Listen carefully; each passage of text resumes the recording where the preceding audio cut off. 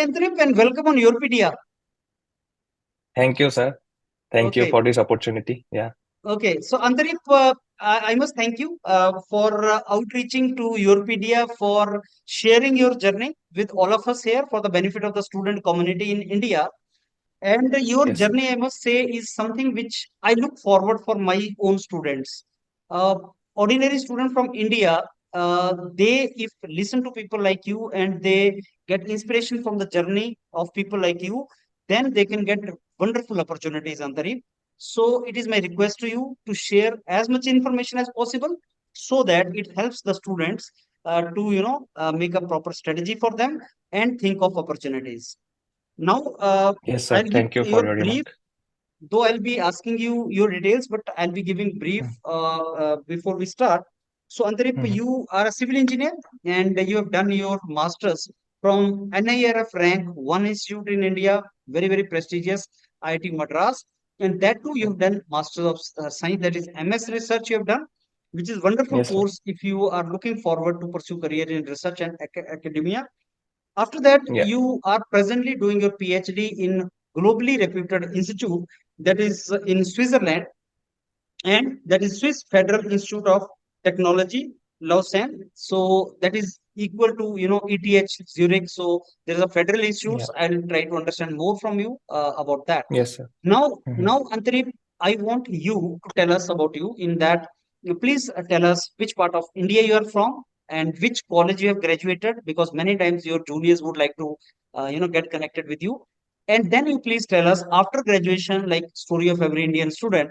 After graduation, Mm-hmm. what you did, what came to your mind, and how you pursued the journey. You must have written GATE, how many times you wrote, and then you went to IIT Madras. You had journey in IIT Madras, and at what stage you thought of going for Switzerland? So those things you please tell. Yes, sir. So, first of all, thank you to you for giving me this opportunity. So, I'll first introduce myself. I belong from Assam and specifically from Nalbari, just a small city which is just 100 kilometers away from Guwahati. Okay. And I did my bachelor's in civil engineering, like BTech in civil engineering from NIT Silchar, which is Okay. also in Assam. Yeah. Mm-hmm. Good. And then I did my master's, like specifically MS Research from IIT Madras Mm-hmm. in geotechnical engineering. And after graduating from IIT Madras, I came here for PhD at EPFL, which in English we call like Swiss Federal Institute of Technology, Lausanne. And I joined in last September, so I am currently in my first year of PhD. Mm-hmm. So Okay.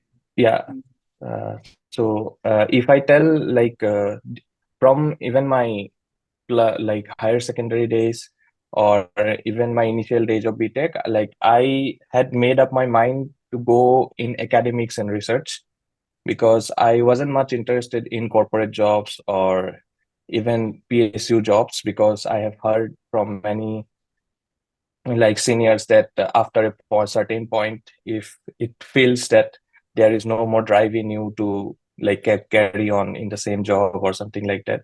So if you can commit to academics, if you have that kind of determination, then academics and research can be a good option for like the young students.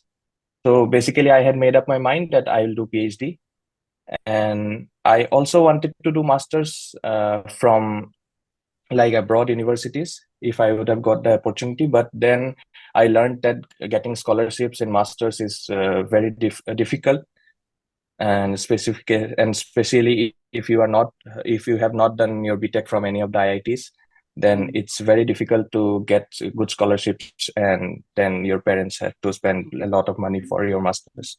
So basically then I made up my mind that yes, I did my BTech in NIT, then I will go for an IIT for my master's, and then I will carry on forward from there. So Mm-hmm. I wrote GATE in my final year of BTech, but I did not prepare much at that time. So I qualified GATE, but I got marks in the range of 40 to 50. So with that also at that time, a new rule was circulated in all of the IITs that they can apply for MS Research or direct PhD from CFTIs if they have CGPA greater than 8 or greater than 8.5. Like for gate score is not required, and like in those cases. So I Hmm. was in the top three position in my class in BTech. So I applied Hmm. for a lot of institutes in specifically MS research. I did not apply for direct PhD, and I got selected in IIT Delhi for in transportation engineering Okay. for MS research in my Okay. in my first attempt. But then I also had that speculation that all the students had that MS research may not be a good option. Hmm. It can take 3 4 years. There was speculation. So then I thought that let's take a break of 1 year. Let's prepare for GATE, and then Hmm. let's give it a shot in the next year. So then I dropped that admission and I prepared for GATE for 1 year. And in the next Hmm. year, although it was not a great score, so my score was around 715. I expected more. So that's what I think my rank was around 1115. And from that also I got admission in a lot in MTech courses in a few of the institutes, IITs, IIT Guwahati, IIT BHU, IIT Gandhinagar, and IIT Kanpur. So, and I also give interviews for MS Research because in that 1 year I did my bit of study on how this MS Research course is.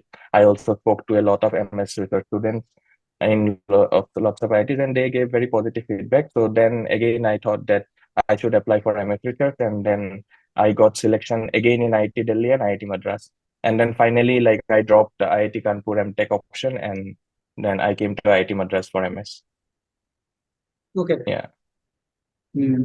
Okay. So, Antarik, on the basis of what you told me, I have couple of fast questions for you. What was your CGPA in BTech, Antarik? My CGPA was 9.42. 9.42. So, my question is like, there is something which is called centrally funded technical institutes. Mhm. So, student of centrally funded technical institutes like NITs, they can directly get admission into MS programs in IIScs and all without gate. Why you Yeah. did not think of it at the first place in the very first year? Yeah, that's what I told.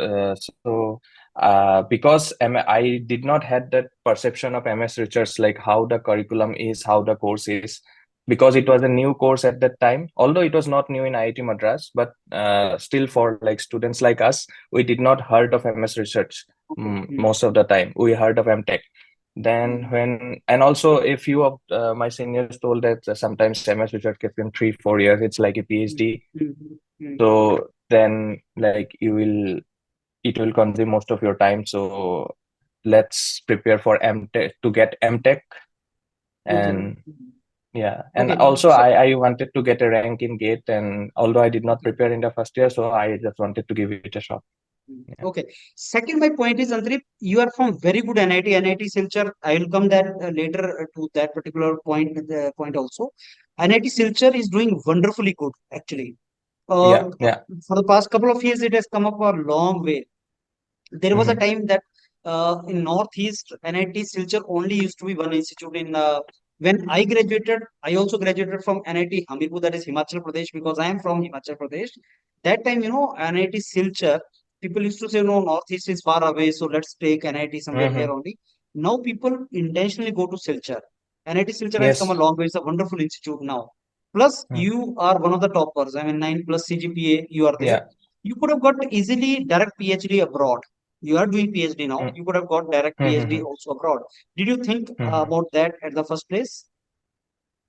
Yeah, I actually did not think about the direct PhD option because I wanted to do like masters, because at that time also because in the future I want to come back and apply for academic positions.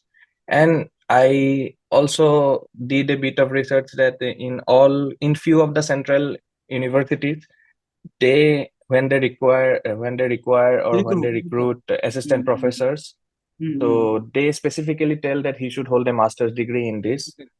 Mm, And so I had a bit of doubt that let's do a master's, then go. But mm. now I think the situation has changed. They also accept like direct PhD candidates. Yeah.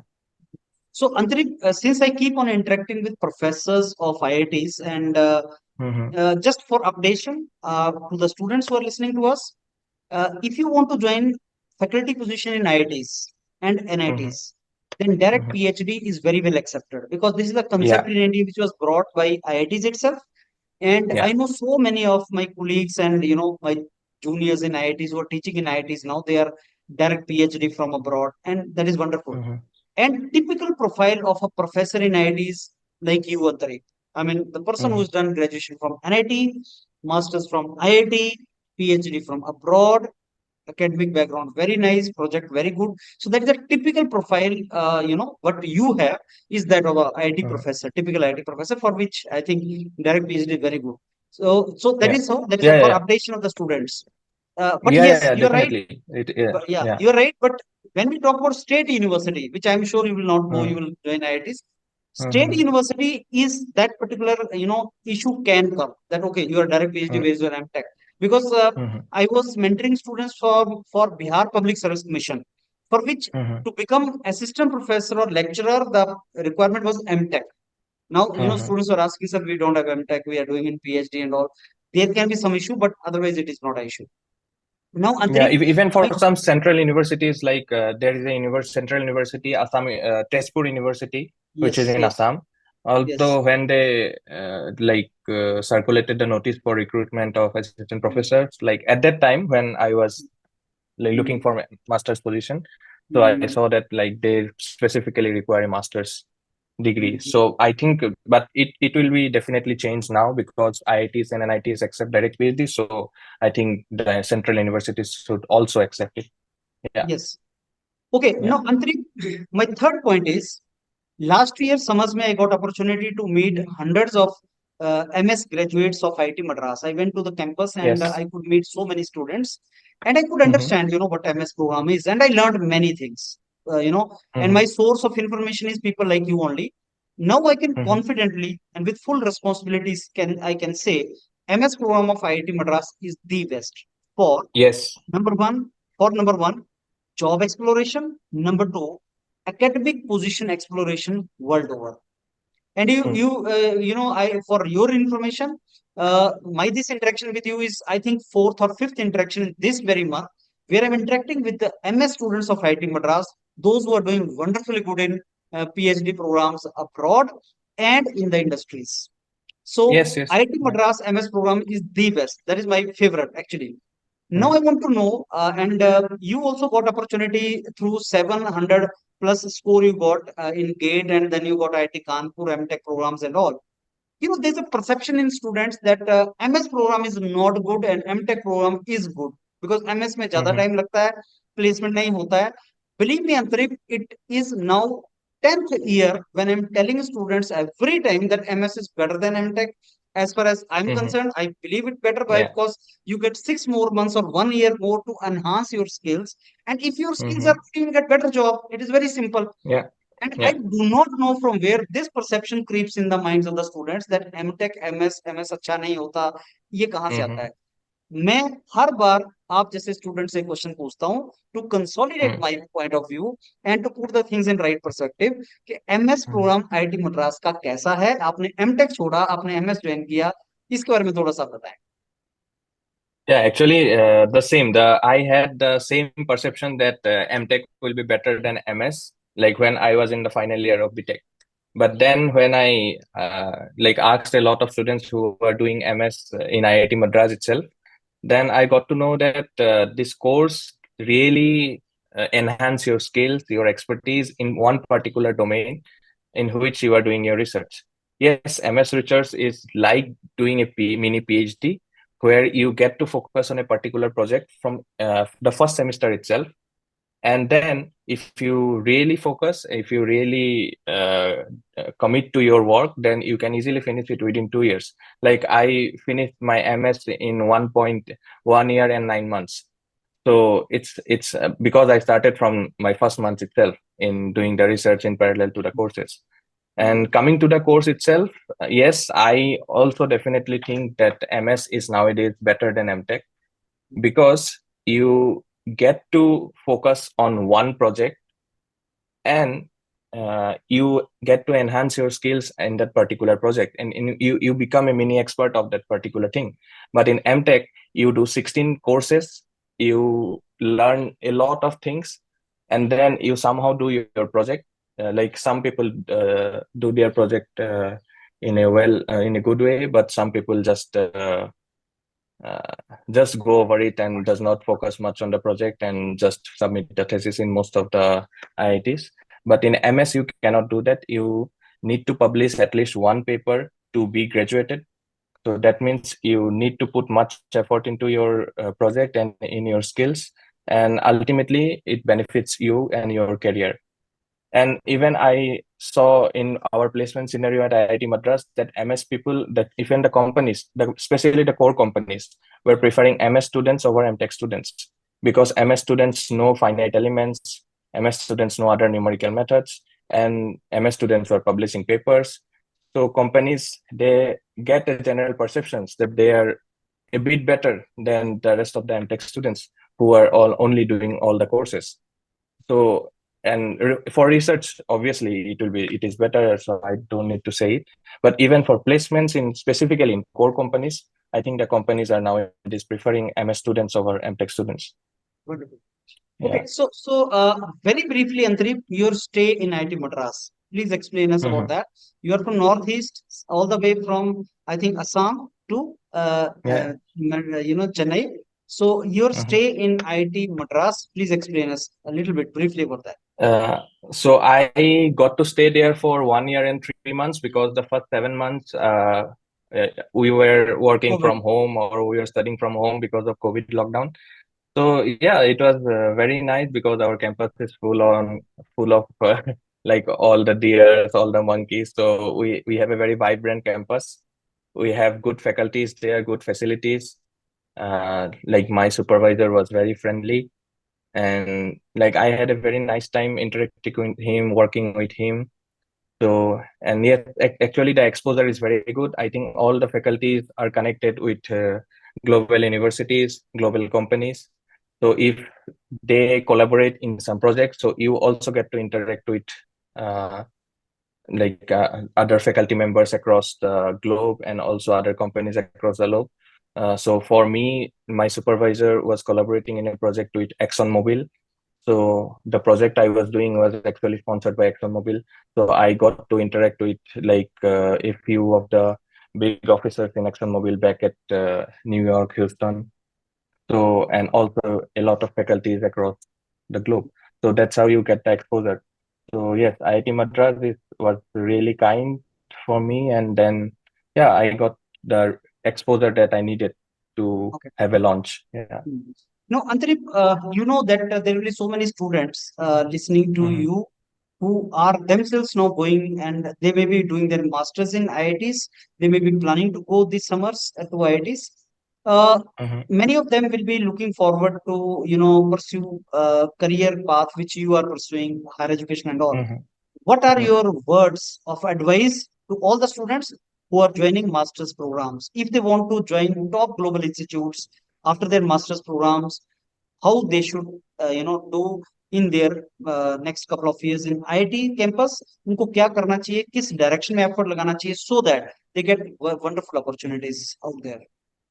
Yeah, specifically, if you want to get a good position in for PhD in abroad, so the first thing is that you need to do well in your master's project.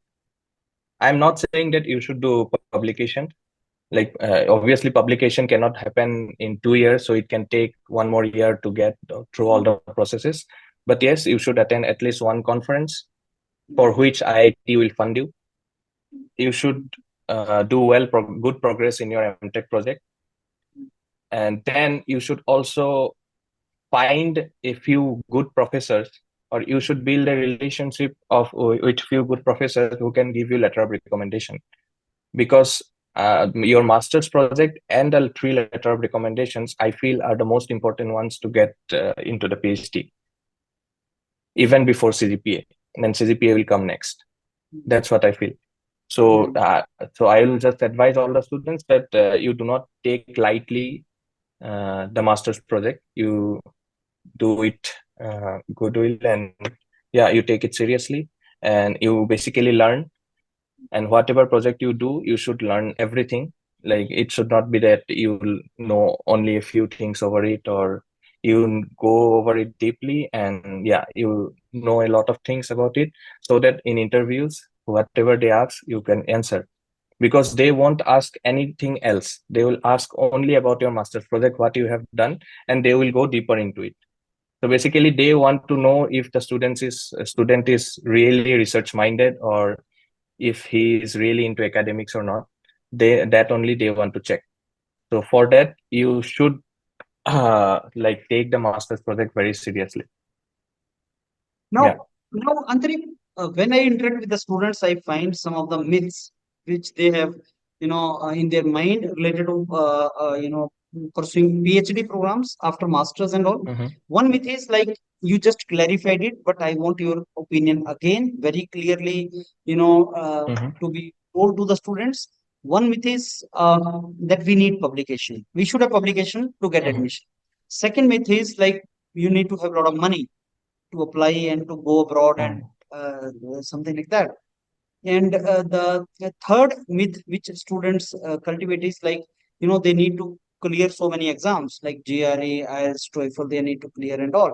So exam निकालने Mm-hmm. पड़ते हैं, publication आपके हाथ में होना चाहिए, पैसा बहुत चाहिए, तब मैं आगे जा सकता हूँ. Mm-hmm. What is your take on that?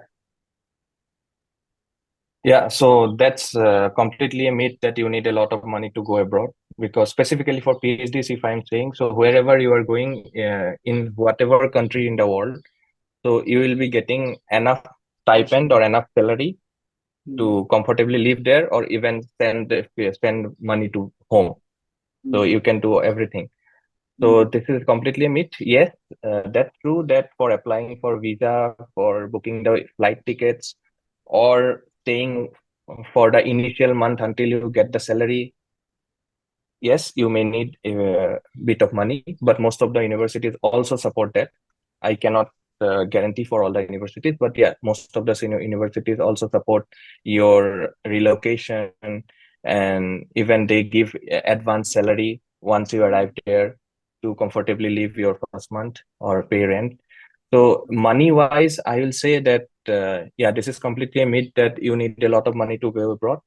Yeah, probably the flight ticket and the visa fee, that I think it will be below 1 lakh or below 50,000 for even some countries.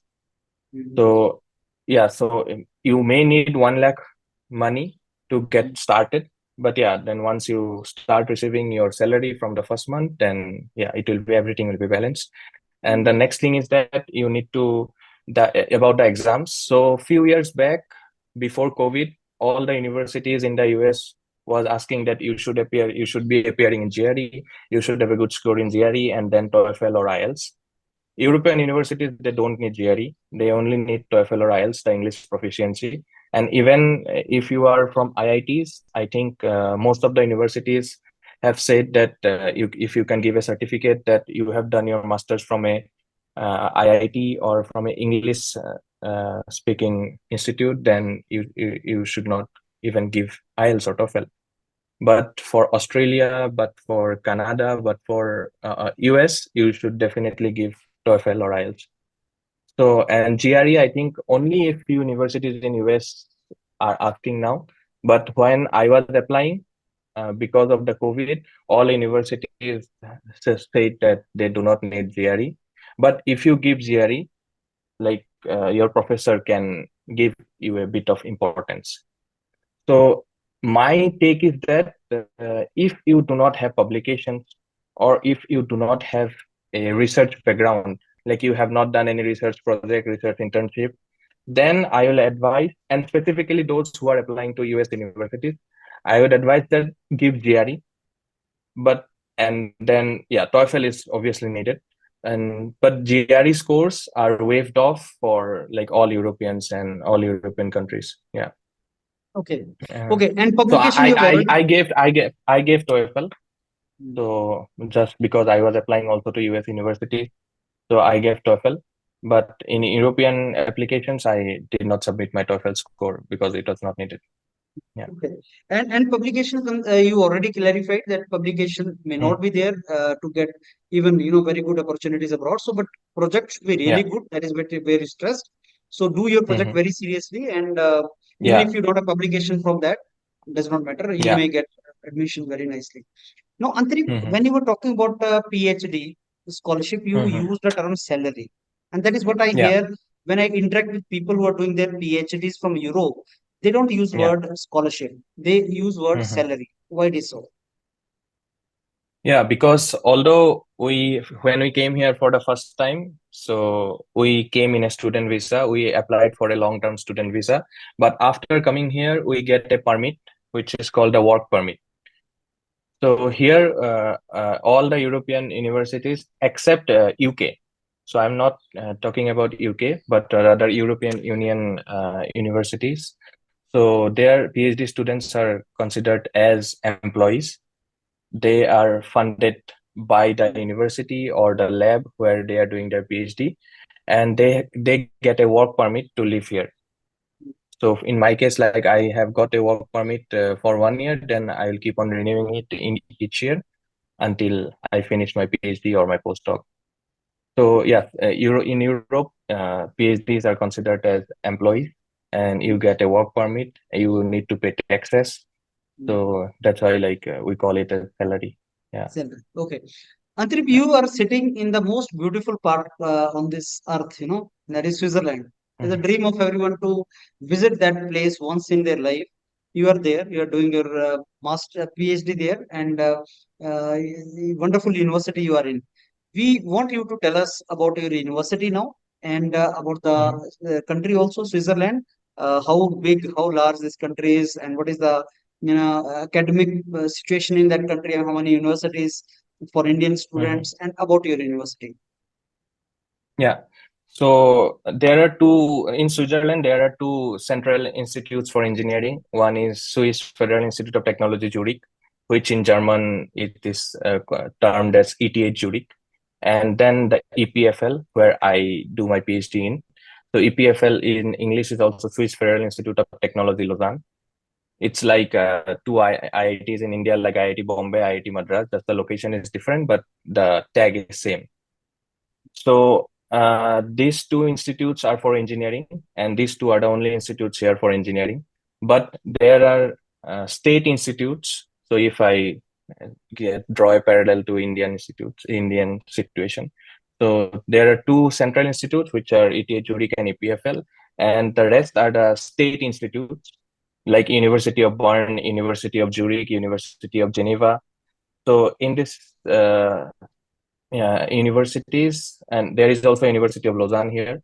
So in these universities, it is there are no courses related to engineering, I guess, and there are only courses related to basic science. And what I feel that and also arts. So even students who are pursuing arts, so I think a lot of Indian students come here to pursue their MA and then PhD. And also, Switzerland is doing very good in the field of biotechnology and biology. So people who are coming from that background, like I have met most of the students who are doing PhD in biotechnology or related to biology field in these state universities. And like there is no much different in terms of salary, because everyone we even in the central institutes and also the state institute we get the same salary. Yeah. Okay. So, Andrip, now this question I always ask to PhD students, Hmm. and this is also one source of motivation for students to join the universities globally. That how much scholarship they can get, what is the range of the scholarship Hmm. which they get in universities, and what is the expenditure Yeah. and how much they can save when they join this university. So, over Yeah. to you for this Yeah. information. Yeah. Can I share my screen for Yes, uh, yes, please go ahead now. Yeah. or it's yes, okay.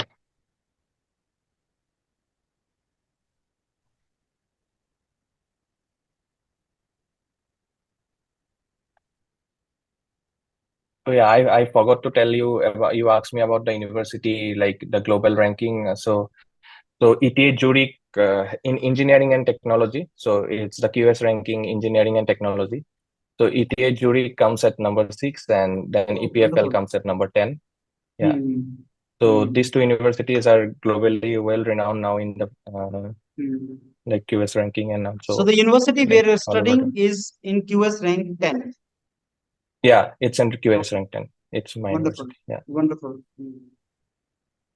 And coming to the salary part, so these are like open to everyone, even if someone searches in internet that doctoral student salary EPFL, they would land in this page.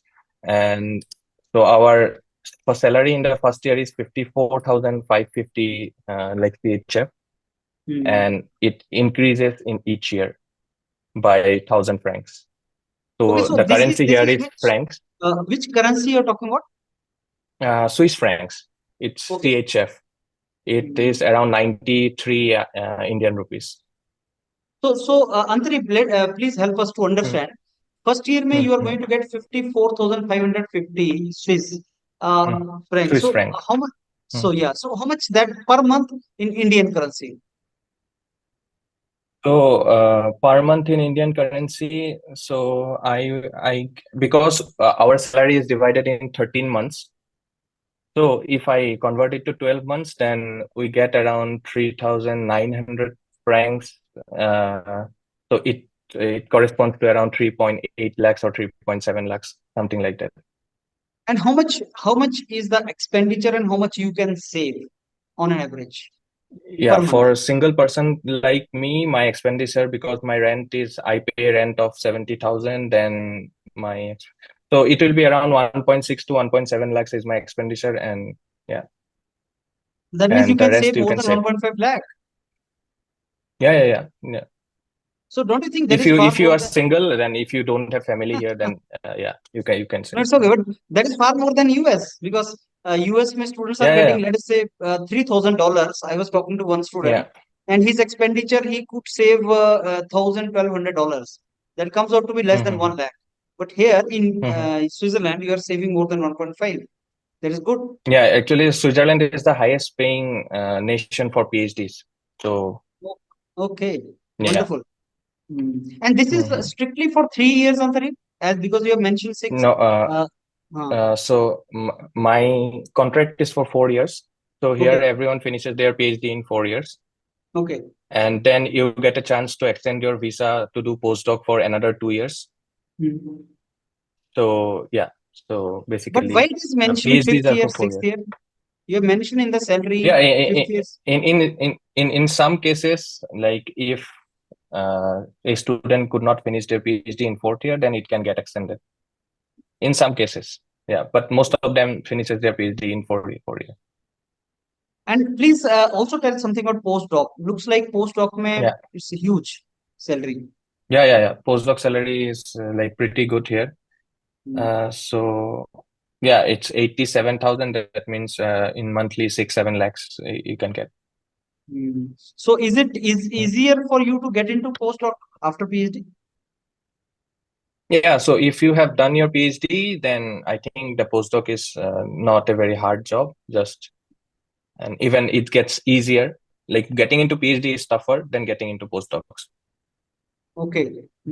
So that Yeah, is wonderful. even like Mm. you can convince your supervisor to keep you as a postdoc after your PhD, but most people do not do that. They go to different universities just to get different exposures. Yeah, but getting postdoc is not a hard thing. Andrei, what is the typical lifestyle of a PhD scholar in your university? I mean, how do you spend time? Weekends or weekdays, or how do you do that? Yeah, in Europe, that is a different thing than US. But I have friends who are doing PhDs in US. They tell that like professors are very serious, and even in the weekends they are not free. They are coming to their office. But in Europe, the lifestyle is totally different. So after Friday 5 p.m., you won't see anyone here till Monday 9 a.m. So in weekends, like everyone go for holidays or for camping or for something, for some small trips. But yeah, Saturday Sundays are quite free. But yeah, but it again comes down to personal level.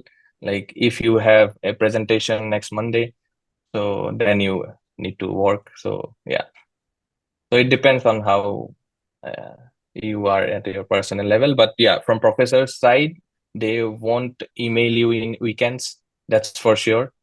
And even in holidays, so we get a lot of holidays. And from the HR team, it is compulsory that in 3 months you need to take holiday. You cannot like work continuously for 4 months without taking any holidays. So then they put pressure on their supervisor that you need to give them leave.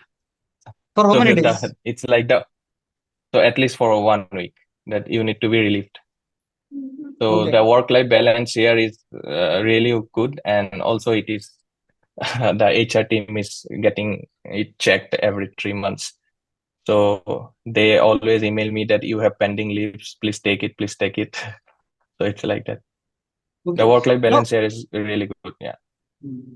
now, Antarik, I would also, request you, if possible, you can share your CV with the students because that is what I request Yeah. the candidates, so that students get to know, okay, this should be the typical CV or whatever other things you And can share the students. yeah. So I also forgot to mention the salary of ETH Zurich. So ETH Zurich, the standard salary is a little bit lesser than EPFL, Okay. but the rate too, it actually depends on the professor and the performance of you in the interview and also the fund the lab has.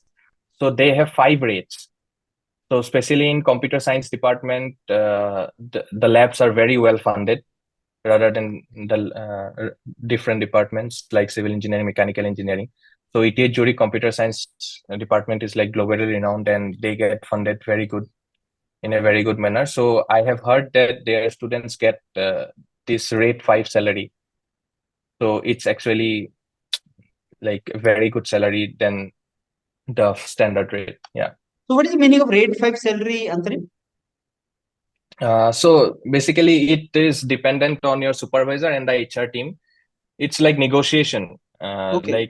When what we do for corporate interviews, that they can negotiate their salary based on your performance or something.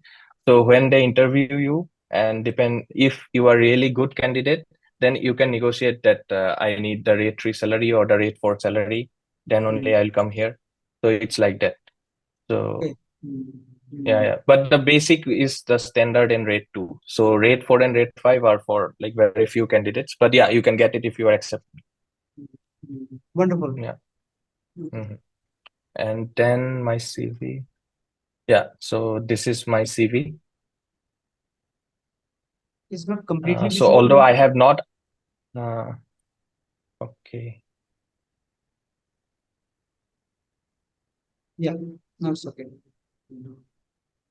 yeah. So I have not updated it to the recent one. So it is after my MS is completed. So also you keep on guiding students that what should be the things, what should be reflected on your CVs and how they should proceed for this. Mhm. Yeah, so the first thing in CV is definitely your education background and your marks.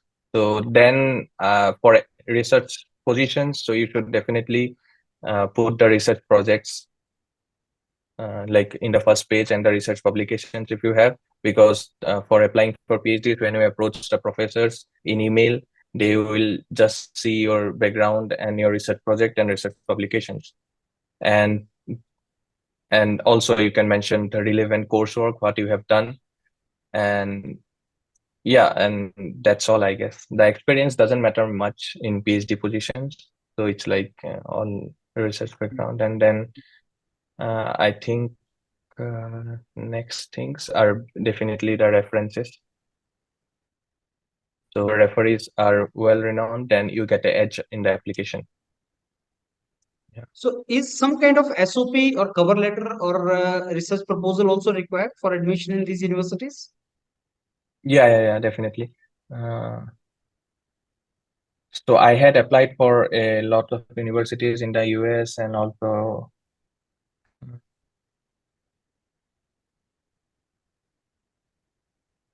so this was the SOP that I prepared for applying for MIT. Mhm. So Okay. here we need to state first, like what is your background, how your interest arised into this field, and then what did you do in your education, and then what did you actually do in your master's project, and why you are motivated to pursue PhD in this domain. and especially in that university, in that lab, under that supervisor. So you need to Mm. show that interest, and at the last you need to finish by saying a bit of things about your future aim, what you want to do after you do your PhD, and this kind of things. Mm. Okay, Yeah, wonderful. yeah. Mm. Is there any So other I document have required, Andri, for this university? in some of the universities they also ask for research proposal. So they Mhm. specifically ask like what do you want to work on and how you want to achieve it. So, but this is a very like I don't think it is a common case. I applied for Cambridge, and in Cambridge they asked me for a research proposal. So yes. So, Okay. but in most of the universities they do not ask. Like in ETH Zurich, in EPFL, they did not ask me any research proposal, and even in US universities I did not have to. Only in Cambridge University I had to apply for. Yeah, I had to give a research proposal.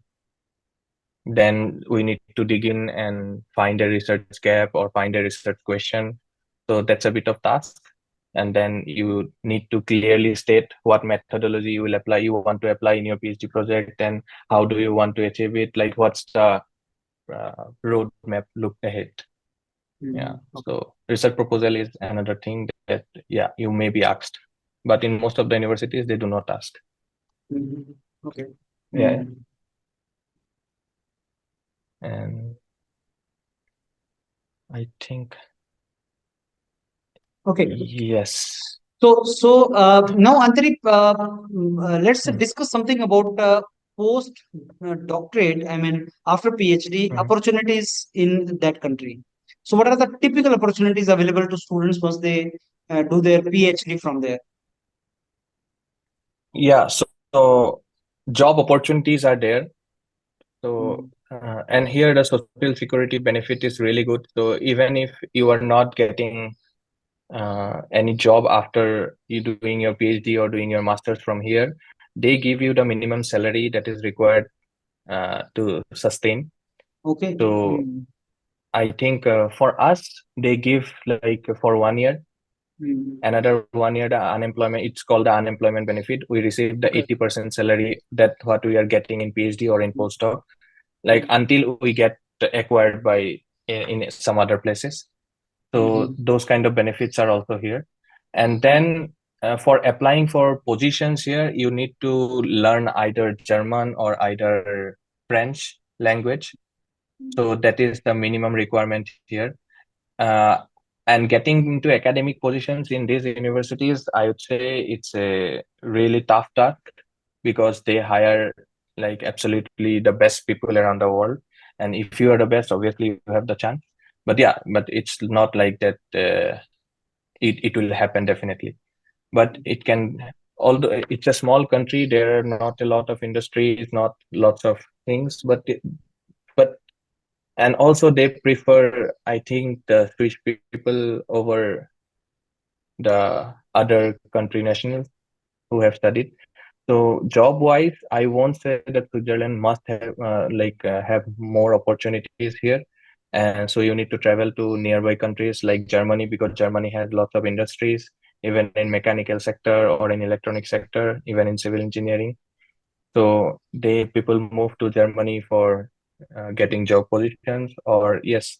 And so yeah, regarding opportunities here after PhD getting acquired by some companies, yeah, there are companies, but yeah, I cannot say that that will definitely happen.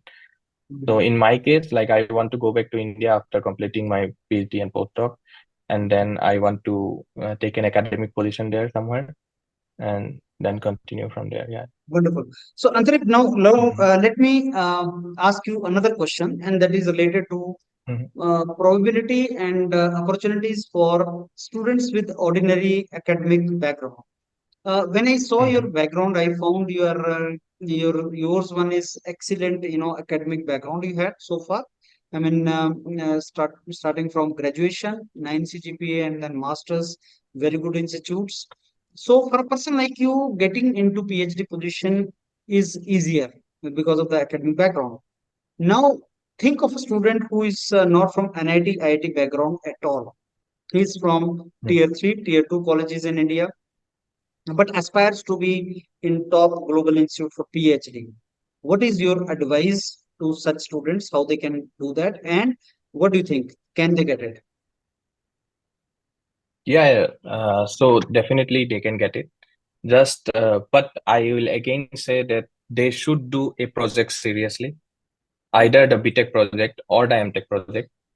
So they should, so if they are called for an interview, they should be able to show that they have done a bit of uh, research.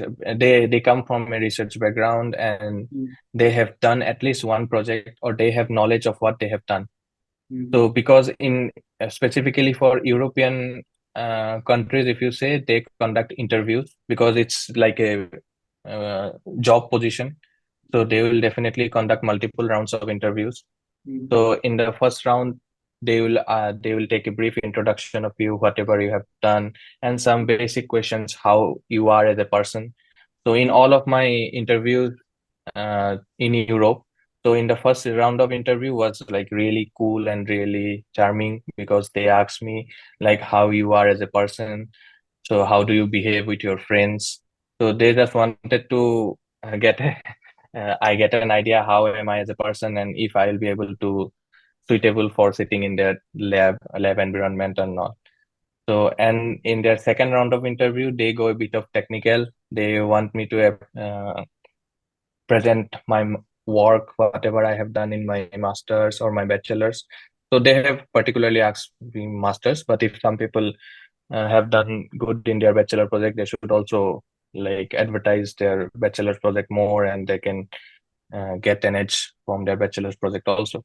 So basically, you need to present at least one project or at least one research kind of work that you have done, so that they can question you on it, and you can then the ball is in your court. You answer them if you have done good in your project, and yeah, I think the CGPA and all doesn't matter then. And again, and in the third round of interview, they will give you a project, so a mini project. So it also depends on that. So if you are able to do whatever tasks they have given you, then obviously you are selected.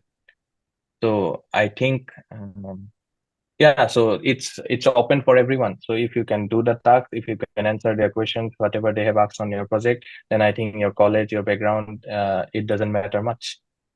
But I must say that you should have three good letter of references, because professors will read their comments, whatever the referees have made about you, how you are as a person. And the mm, letter of recommendations should not be just that he attended my course, so he was a good student mm, and he is sincere. So these kind of like normal languages will not affect the recruiter much, because but if your referees are able to comment how you are as a person, how you approached a particular task, and how you struggled with some task, and but how you overcome it. So if your referees are able to make these kind of comments, then I think the letter of references are then more trustworthy, and yeah, the recruiter can have a more trust on you that you have done well. Yeah, so yeah, the people like students from normal college can also get it, definitely. But these 3 points that they should remember, that they should have good letter of references, and they have to communicate or go and meet some professors, do some mini project with them. They apply for an internship, do a 2 months project with them, get a letter of recommendation, and then you should be thorough with your project, whatever you have done. You should be able to answer the questions, whatever they have asked on your project. And then, yes, then you should be hopeful. okay, wonderful. Yeah. If you are doing your masters, focus on project. Try to do some Hmm. projects either in industry or with academic institutes with Yeah. some good Yeah. professors. Focus on that and just work on those things, and I think you will get Hmm. opportunities. Now, Antarip, you are Hmm. civil engineer, geotech. May you have done your masters and you're doing PhD also. I would like to request you to tell civil engineering students some of the potential research areas in which they should pursue their career? Yeah, if you ask specifically for research areas, then I would say that like in all over the world, CO2 storage, CO2 sequestration is getting a major hype. Basically, all the carbon dioxides that have been generated from all the industries, all the applications that we are using, the electronic appliances. So the CO2, the overall CO2 emission in world has increased. So what the US and Europe has started doing, that they want to dump the CO2 into underground reservoirs. So it's like the opposite process of oil drilling. So in oil drilling, we extract the oil from reservoir, and now like US and Europe people have started to find some empty reservoirs and want to dump all the CO2 that has been emitted, uh, and that has been emitted, so that the overall temperature increase, we can stop it or we can reduce it.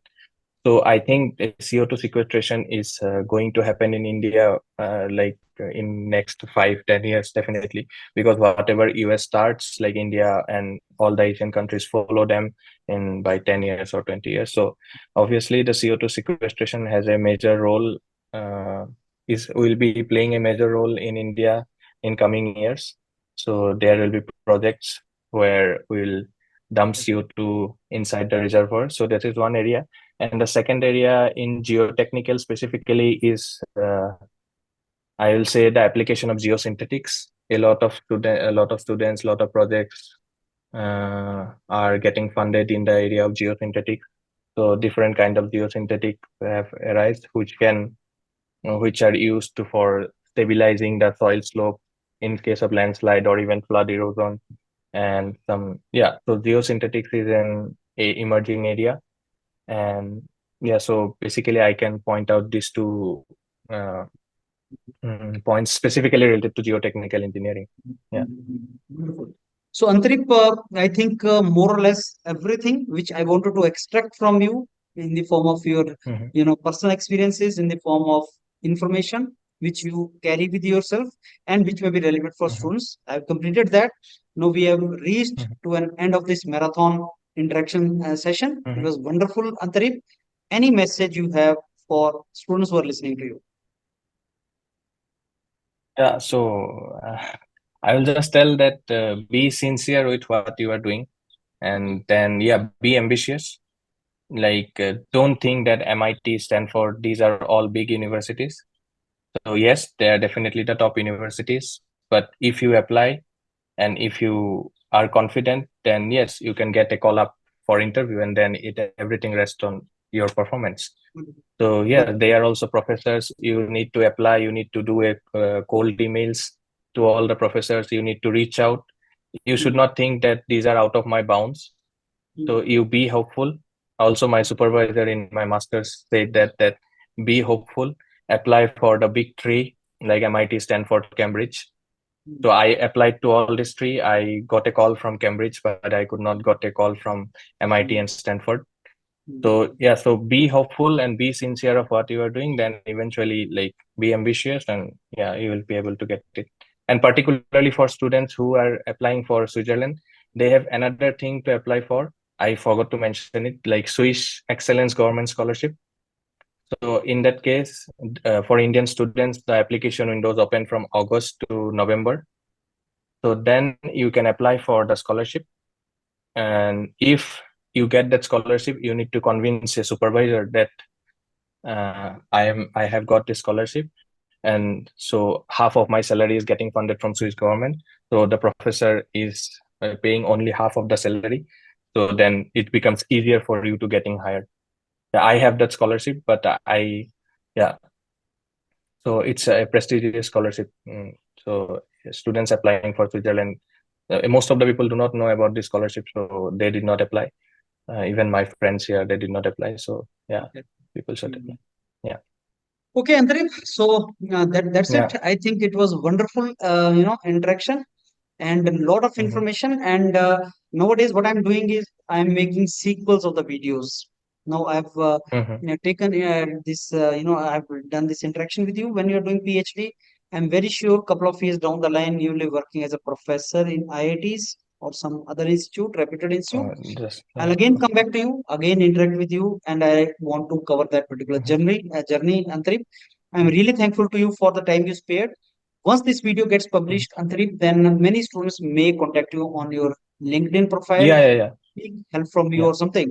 Maybe if you want to share something Mhm. to them, you can share that also, like where they can contact you, or in this very YouTube Mhm. video, Mhm. you can comment on them. That will be very, very helpful to all the students. Yeah, So I yeah. thank So you. in Yeah, LinkedIn, my name is like Antarip Kumar Sharma. So SARMA. I do not have a H on it. So yeah, and you are also feel free to put my email ID will do. there, so I can Will do. respond. Yeah, I can So respond to we'll the add email that to ID. your LinkedIn profile so that students can get connected to Yeah, you, because the world yeah. is, growth is through connectivities. And I keep on telling students Mhm. to get connected with people like Antarib, so that, Mhm. opportunities like you are talking about some scholarships for girls, especially, which we are not aware. So, this awareness Mhm. comes through people like Antarib only. So if students get connected with professionally on LinkedIn or something, then obviously it is very, very helpful to all of them, because they will get to know about the opportunities and guidance that is free of cost from people like Yeah, Antrip. So that is something which is yeah, good. Antrip, let me thank you, friend, for your yeah. time you gave, and Thank you for the opportunity. Yeah, and we wish you all the very best for your academic journey ahead. Thank you. thank you, thank you.